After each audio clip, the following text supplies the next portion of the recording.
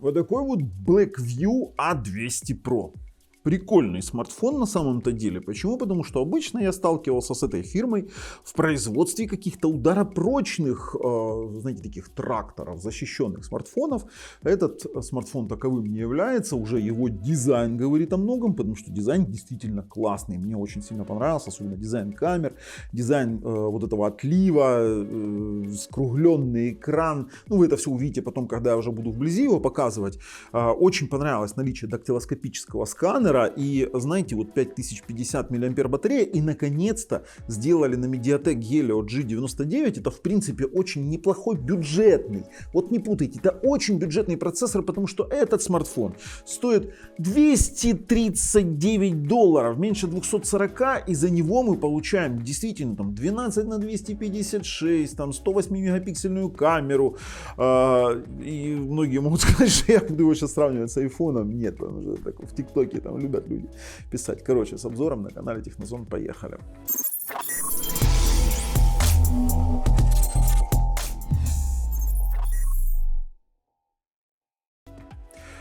Смотрим. Мы сейчас на фирменном сайте, где продается этот смартфон. Это Blackview Store. $239. И тут сразу первое, что бросается в глаза, 120 Гц. Да, здесь 120 герцовый экран, чистый 120 Гц. 6,67 размер экрана, 6,67 дюймов. При этом это AMOLED экран. На секундочку, то есть вот это вот все за $240, то, что я перечислял, мы получаем AMOLED. 6,67 Full HD+, не HD+, как обычно делает это наш Blackview. 66 Вт зарядка, быстрая, это все написано вот здесь, вот Power Delivery, кстати, 5050 мАh батарея. Есть он в трех цветах, черный, вот такой вот лазурь и какой-то голубой, не знаю, такой. Я брал вот такой вот. Такой цвет мне в принципе зашел. Что мы имеем из характеристик? То, что они заявляются. 6,67, 120 Гц AMOLED, мы это понимаем. Он, кстати, покрыт защищенным стеклом. 16 мегапикселей фронталочка. Samsung ISOCELL 3P9. Не самая лучшая фронталка. Full HD 30 Гц снимает видео. И, знаете, такое себе посредственное качество фото. 108 мегапиксельный модуль Samsung основной ISOCELL HM6, плюс 117 градусов ширик есть, плюс 8 мегапикселей ультраширик, 8 мегапикселей, плюс 2 мегапикселя ультрамакро. То есть мы с вами имеем три камеры.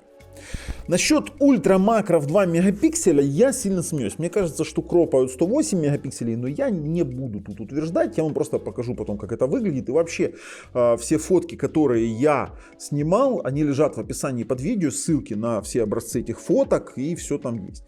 Процессор Mediatek Helio G99 по ядрам, посмотрим потом в AIDA. И вот память, знаете, вот опять же память. За эти деньги, за $240 мы получаем 12 на 256.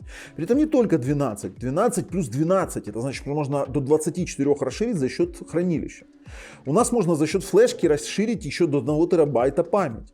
66 Вт, вот быстрая зарядка.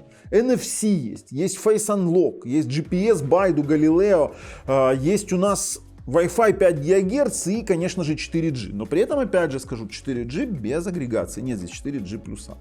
И тут уже пошли сравнения. Вот это то, я, конечно, насчет чего я ржал.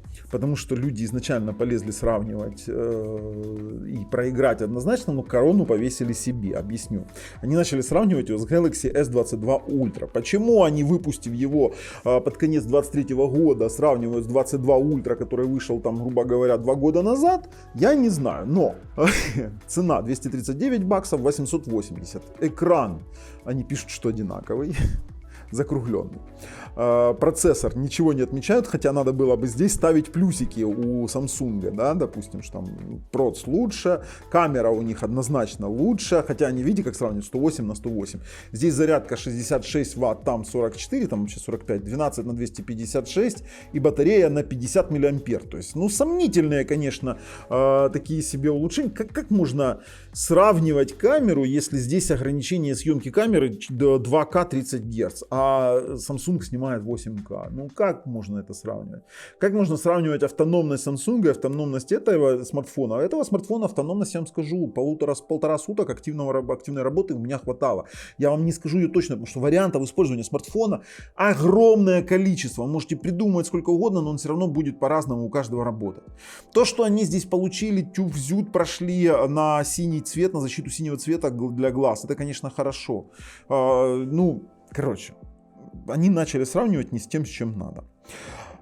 Так, тут они красиво все расписывают, очень красиво, 66 Вт, NFC есть, само собой, можно расплачиваться. И что еще тут? Ну, короче, вот почему нужно выбрать. Все то же самое перечислили. DocOS, почему 2,4К AMOLED? Опять, у него нет 2,4К дисплея. У него Full HD плюс дисплей, в отличие от Samsung, у которого, ну, грубо говоря, там 2,4К. А здесь, ну, не так все красиво. Зачем врать? Видите, они, знаете, как 2,4К дисплей Vivid Colors.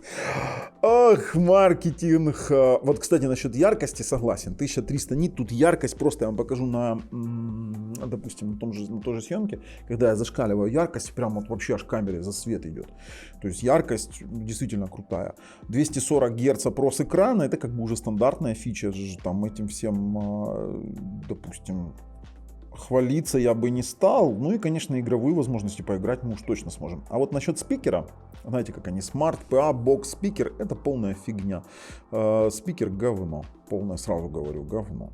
В целом, за $240 получился очень неплохой смартфон. Именно в соотношении цены и качества. Мы, сколько на нем играли, я не получил какого-то критичного нагрева, я не получил каких-то отрицательных эмоций. Единственное, мне не понравился автофокус в камерах. То есть у нас тут Лена, администратор студии, ходила, снимала с ним. Лен, что там с автофокусом было? Ужасно, да, все? Ну, то есть пальцем, да, то есть настроить достаточно трудно. Ну, скорее, они, может быть, пофиксят это с обновлением, но я бы сильно не рассчитывал, это все-таки Blackview. А в целом, как базовый смартфон, ребят, вот в таком дизайне, вы еще попробуйте найти. Что мы сейчас делаем?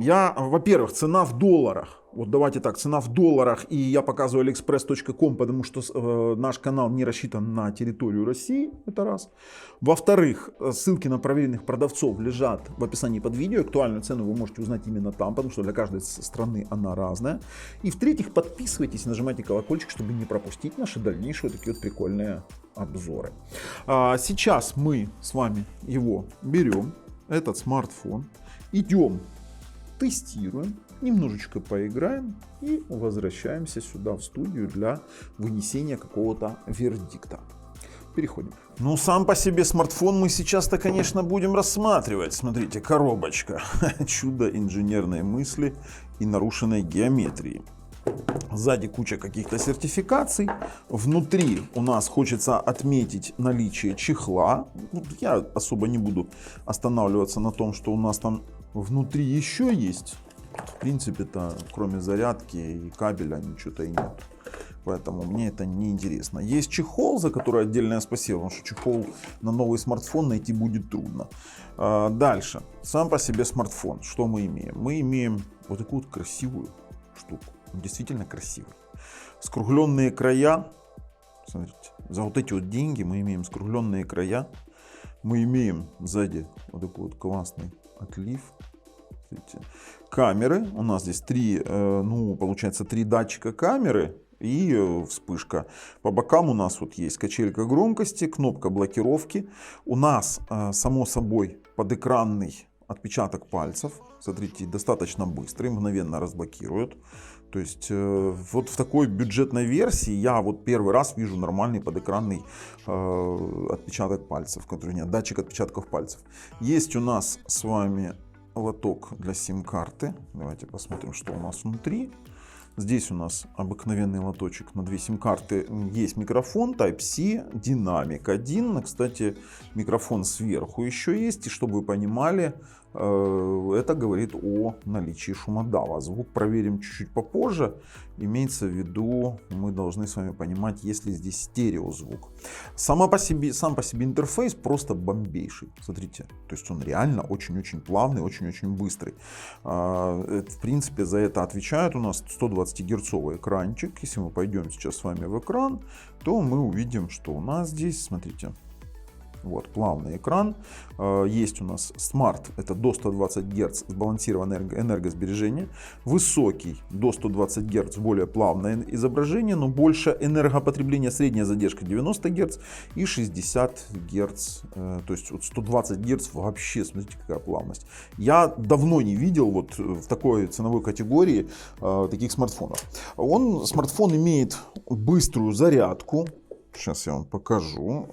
Здесь я уже заряжал его, конечно же, тестировал. Заряжается очень быстро. Это 66 Вт Power Delivery, Blackview. Поддерживает практически все форматы PD, даже 3.3 на 21 вольт. 66 Вт. Ну, и Type-C кабель. Type-C кабель, кстати, я бы поменял. Type-C кабель фигня полная. Давайте посмотрим, как он выглядит в чехле. Чехол обыкновенный силикон.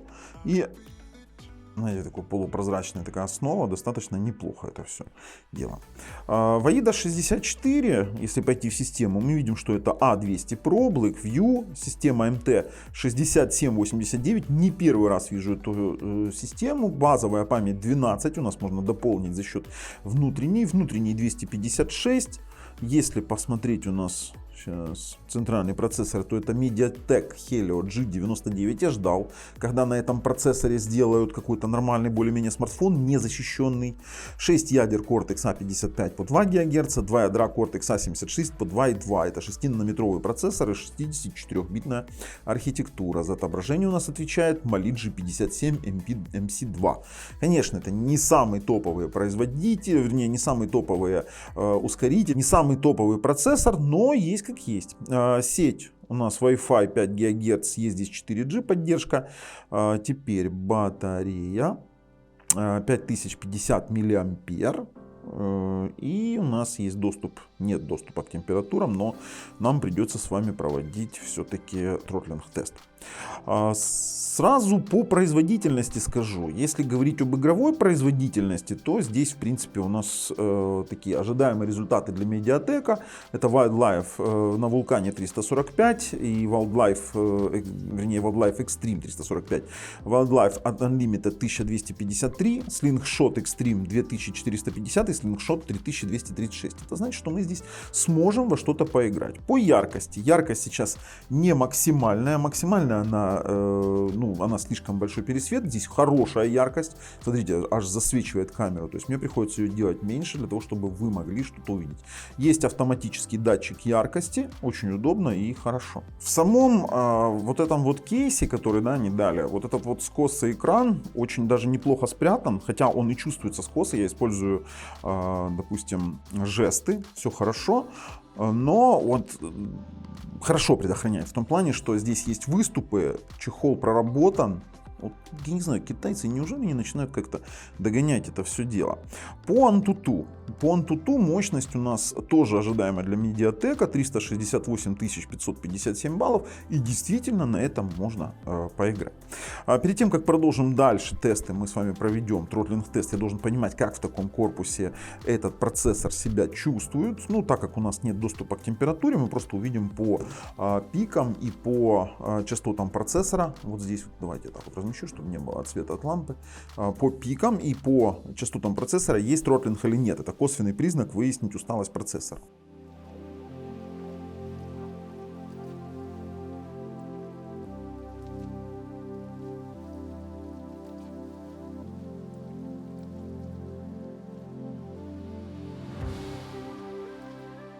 Ну, смотрим на результат. В принципе, частоты не падали, и график более-менее нормальный. Конкретных провалов, честно говоря, я не видел. Хотя пишет, что 88%, то есть был пропуск тактов где-то вот до 88% производительности. Что, в принципе, допустимо, если вот учитывая, что это смартфон. Это там, если что-то такое, что требует какого-то дополнительного охлаждения, это ладно. А по сетевым модулям. 5 гигагерцовый Wi-Fi проверяем сначала, и мы видим здесь, ну, честно вам скажу, для медиатека и для смартфона вообще более-менее нормальный показатель. 269 мегабит на загрузку и где-то 342 на выгрузку. При том, что здесь на Wi-Fi, ну, может показывать намного больше, до 1,7 гигабита при возможной реализации такого в смартфоне. 2,4 ГГц, и здесь тоже такой середнячковый результат, чуть выше 30 мегабит. Ну, есть как есть, тоже скрывать ничего не буду и показывать неправду тоже не буду. Кстати, как-то даже интересно, 36,6 на 11, это немножко не тот результат, на который рассчитывал. Сейчас поставим 4G карточку, посмотрю, есть ли агрегация, и проверим, нахожусь я, конечно, внутри помещения. Давайте. Ну, 2,4, да, такой слабоватый, если честно. Ставим 4G карту. Слушайте, а microSD все-таки можно поставить. Они так хитро лоток сделали, видите, вырезали, интересно. То есть либо SIM1 и карта, либо две карточки. Как-то так. Блин, почему моя карточка не вылазит в лоточек? О, стало. Прикиньте, у меня карточка не вылазит в лоток. Так, карточку, ну, видел. 4G без агрегации, плюса я не вижу. Пробуем стандартный тест, спид-тест. Ну, я нахожусь внутри помещения.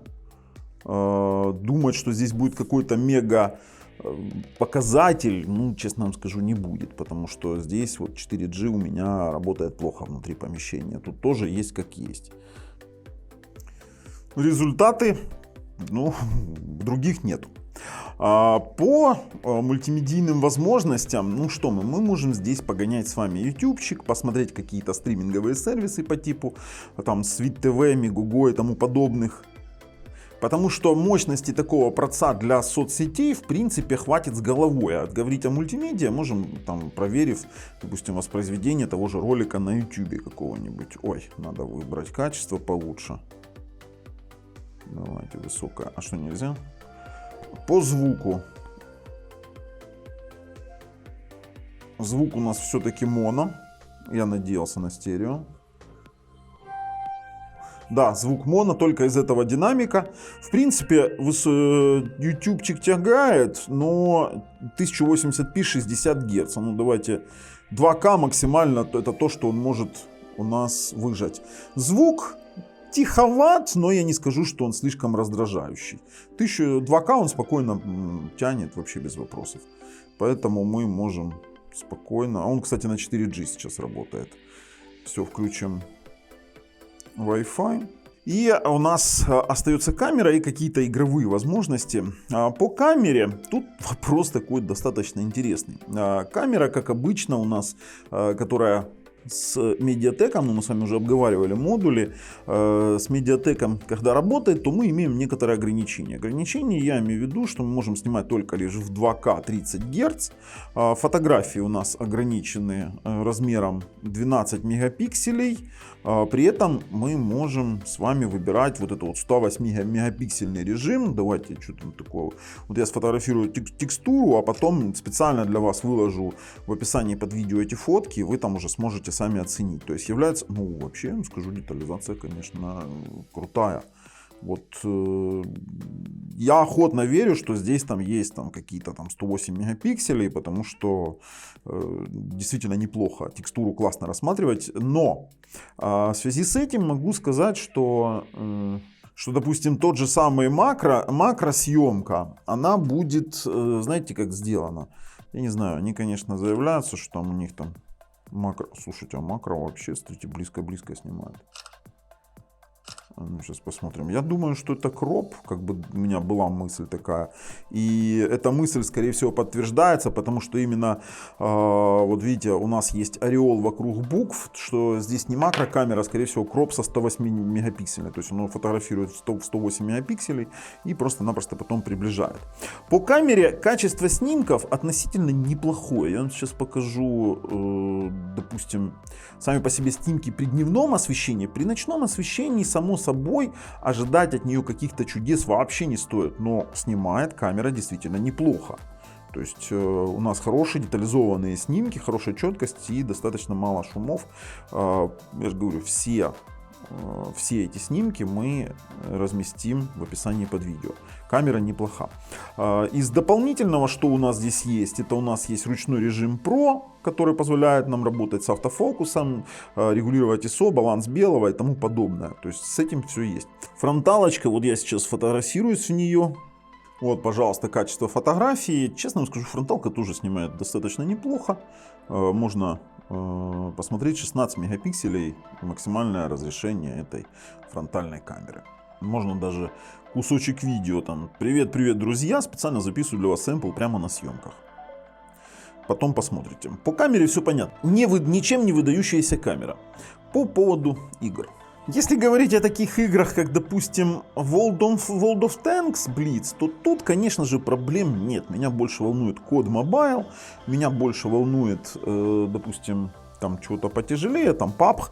Но, сразу говорю, смартфон за такие деньги, говорить о том, что он не греется, я не буду. Греется он вот в этой вот части, там, где есть у нас процессор от камеры. Давайте попробуем сделать погромче. Да, громкость чуть-чуть тиховат. Немножко тиховат. То есть я сейчас, хотя я танки нормально слышу, но это...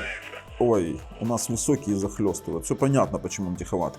В среднем диапазоне частот он тиховат, высокие захлестывают, а низких не хватает. Поэтому если выкручиваешь, то будет, наверное, неприятно слушать ту же самую музыку.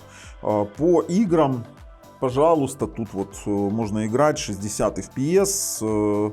Сейчас попробуем что-то потяжелее, типа PUBG, COD, Mobile и всего остального. Нагрев не критичный. Я могу держать и не чувствую его там как-то там рукой, чтобы он прям обжигал. Нет, такого нет. Давай. Да ну я как всегда тут такой игрок. Мега-игрок. Давай. Я только гусеницы сбивать могу с этой пукалкой, которая здесь. Это только гусеницы сбивать. Давай, убегаем куда-нибудь. Слушайте, он нагревается. Он нагревается. Давай я уже куда-нибудь уеду. А? Ну-ка.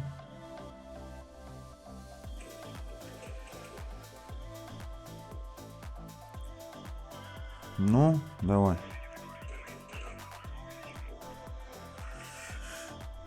Ну, мы констатируем только лишь факт того, что здесь можно играть. Нагрев не критичен, вообще не критичен. То есть я не вижу. Экран. Вот экран здесь, конечно, это классно. Минус экрана это то, что вот эти вот загибы, теряется некоторая информация. Вот видите, если посмотреть под таким углом, то здесь мы видим шкалу. Если под прямым углом, то шкала теряется немного. Ну все, меня слили. В принципе, с танками у нас уже все понятно. Мы не будем на них акцентировать внимание. Давайте PUBG запустим. Так, PUBG. Ой-ой-ой, не-не-не, мне не туда. А вот знаете, переключение даже в лобби было таким себе тормознутым. Мне выйти в лобби. Ну, давайте попробуем, конечно. Потом посмотрим на настройки, которые оно нам дало по умолчанию. Так. Ну, здесь пока все очень прилично даже. Давайте в настройки пойдем. Графика. Графика и звук. Классический, высокое, высоко. Ну, хорошо. А слушайте, он дает нам играть 100 Гц. Режим прицеливания. Выстрел. Где тут графика, блин? Частота кадров высокая. Ну, посмотрим. На 60-герцовых экранах у меня не дает ставить высокую. А вообще достаточно плавненько и хорошо. И, кстати, без нагрева, без такого. Танки всегда грели смартфоны сильнее, да и ТВ-боксы тоже. Уи, полетели.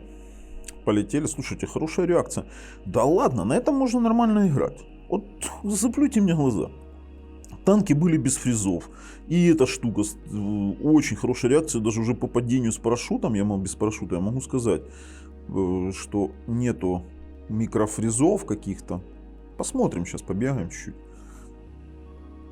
Звук. Самое слабое место это звук. Самое слабое место звук. Плюс, конечно, это зарядка быстрая, а звук, конечно, слабое место. Давай, приземляемся. Давай. Оба! Как четенько я приземлился, только черт знает куда. Давай что-нибудь поднимаем. Ну понятно. Если я приземляюсь, то это светошумовая граната. Куда я мог еще приземлиться? Дайте мне какой-нибудь...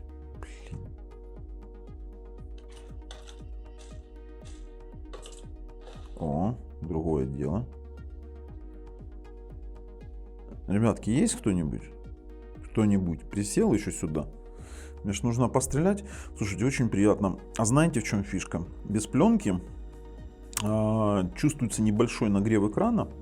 Вот совсем небольшой. И покрытие чуть-чуть становится таким, что неудобно играть. То есть плохо начинает скользить палец. То есть либо нужно использовать, то есть, знаете, насадки специальные на пальцы. То есть само по себе покрытие экрана. Да нет, все норм играть, слушайте. Прям вот нравится. Угу. Он был в пленке, я пленку снял принципиально. Он был в пленке изначально, чтобы вы понимали. В транспортировочной. Нету никого.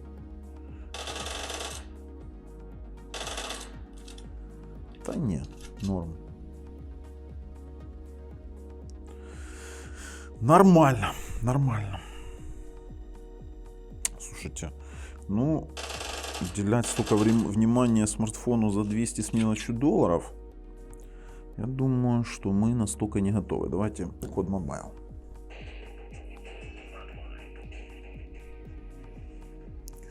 Ну что, из код Mobile у меня тоже никаких вопросов не возникло. 256 гигов. В принципе, сюда можно игрулин накачать. Для видосов хватит. Иди сюда. Target down.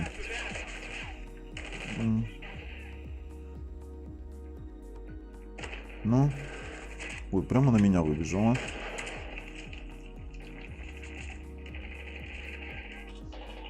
Давай пулеметик возьмем. Звук слабоватый. Звук мне вообще не нравится.